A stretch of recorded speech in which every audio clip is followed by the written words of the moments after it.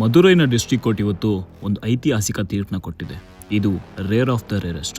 ಹೌದು, 2020 ಲಾಕ್ಡೌನ್ ಟೈಮಲ್ಲಿ 5 ನಿಮಿಷ ಜಾಸ್ತಿ ಅಂಗಡಿನ ಓಪನ್ ಮಾಡಿದ್ದಕ್ಕೆ ತಮಿಳುನಾಡಿನ ತೂತ್ಕುಡಿ ಜಿಲ್ಲೆಯ ಸಾತುಕುಲಂ ಅನ್ನೋ ಊರಲ್ಲಿ ತಂದೆ ಜಯರಾಜ್ ಮಗ ಬೆನಿಕ್ಸ್ನ ಅರೆಸ್ಟ್ ಮಾಡಿ ಲಾಕಪ್ಪಲ್ಲಿ ಮನ್ಸೋ ಇಚ್ಛೆ ಹೊಡೆದು ಚಿತ್ರಹಿಂಸೆ ಕೊಟ್ಟು ಸಾಯಿಸ್ತಾರೆ.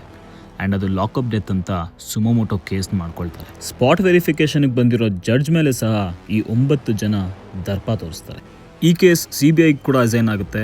ಅವ್ರು ಇನ್ವೆಸ್ಟಿಗೇಷನ್ ಮಾಡಿ 2427 ಪೇಜ್ ಇರೋ ಚಾರ್ಜ್ ಶೀಟ್ನ ಕೋರ್ಟ್ಗೆ ಸಬ್ಮಿಟ್ ಮಾಡ್ತಾರೆ. ಆ ಟೈಮಲ್ಲಿ ನ್ಯಾಯದ ಪರ ನಿಂತಿದ್ದೆ ಅದೇ ಸ್ಟೇಷನಲ್ಲಿರೋ ಈ ಲೇಡಿ ಕಾನ್ಸ್ಟೇಬಲ್ ಧೈರ್ಯವಾಗಿ ಮುಂದೆ ಬಂದು ಇಲ್ಲ ನಾನು ಕಣ್ಣಾರೆ ನೋಡಿದ್ದೀನಿ ಅಂತ ಪ್ರತ್ಯಕ್ಷ ಸಾಕ್ಷಿಯಾಗಿ ಸ್ಟೇಟ್ಮೆಂಟ್ ಮಾಡ್ತಾರೆ. ಸತತ 6 ವರ್ಷ ಇದನ್ನು ಪರಿಗಣಿಸಾದ್ಮೇಲೆ ಮದುರೈನ ಡಿಸ್ಟ್ರಿಕ್ಟ್ ಮತ್ತು ಅಡಿಷನಲ್ ಕೋರ್ಟ್ ನ್ಯಾಯಾಧೀಶರಾದಂಥ ಜಿ ಮುತ್ತುಕುಮಾರ್ ಅವರು ಇವತ್ತೊಂದು ರೇರೆಸ್ಟ್ ಆದ ತೀರ್ಪು ಕೊಟ್ಟಿದ್ದಾರೆ.